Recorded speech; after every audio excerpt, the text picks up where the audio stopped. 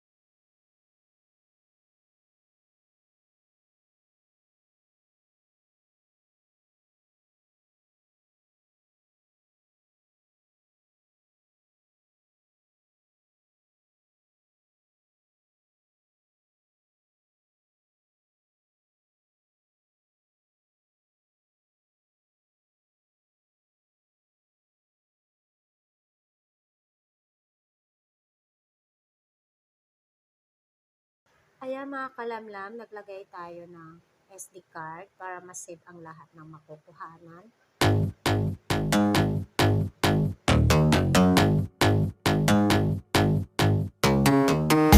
Kung makikita nyo, meron ako tinuturo na parang butas. Ayan. Kung sakali na magloko yung camera nyo, i-reset nyo lang yan.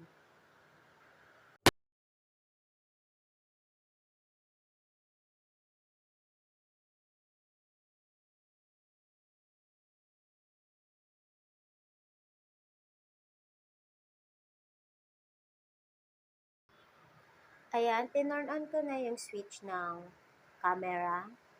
So, gumagalaw-galaw na siya kung makikita nyo. Ayan, bumabelo-belo na siya. So, after nyo yan, isa-set up na natin yung application niya. At ito naman yung application niya. So, punta lang tayo sa may Play Store. Ayan. At hanapin natin yung application na compatible dun sa camera natin. Ayan. So, install lang natin yan ng HDIoT camera. Ayan. So, wait lang natin yan.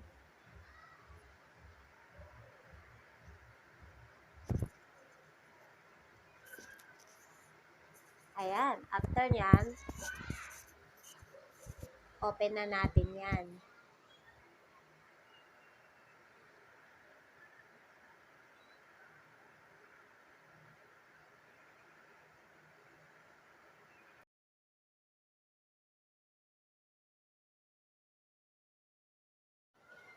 Okay, nakapasok na tayo sa apps. Papakita ko lang sa inyo yung camera.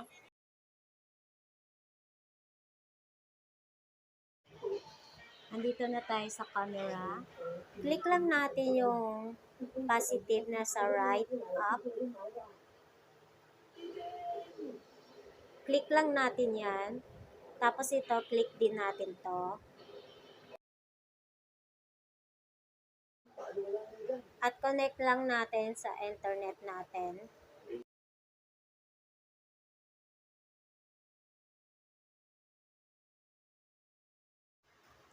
Nakabalik na tayo sa camera. Ayan.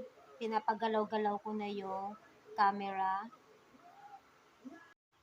Kung mapapansin nyo, medyo madilim o madilim talaga yung pagkakakuha ko ng video. Kasi patay yung ilaw namin dyan sa may salas. Ayan. So, nag-hi naman ako. Say hi. Pwede mo na siya i-set up kung anong gusto mo. Meron dyan, pwede ka mag-talk. Tapos, meron din yung nagkukuha ka ng video. Yan, pictures. Yan, kukuha ka rin. Tapos, ayan, kung gusto mo rin pailawin o paliwanagin din yung area mo, yung nakapaligid sa'yo. Ayan, set up mo lang mga yan. Set up yung resolution. Ayan, lumiwanag na. Kinlik ko lang yung kulay red kaya lumiwanag yan. Sa camera yan eh. Iniikot-ikot ko na yung camera para makita nyo rin kung gaano ba kabilis yung pag-ikot ng camera.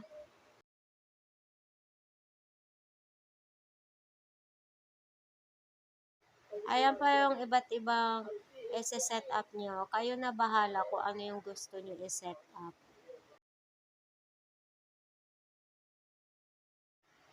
Ipapakita ko lang sa inyo para magka-tip kayo.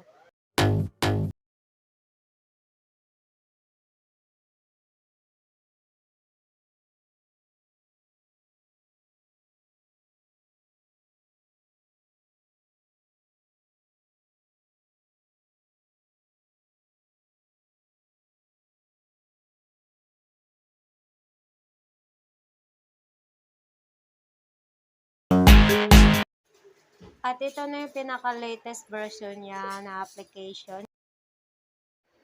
Ito na yung resulta, yung mga ginawa mong pictures at videos sa pagkuha mo sa camera. Nasa-save sila sa gallery or sa SD card.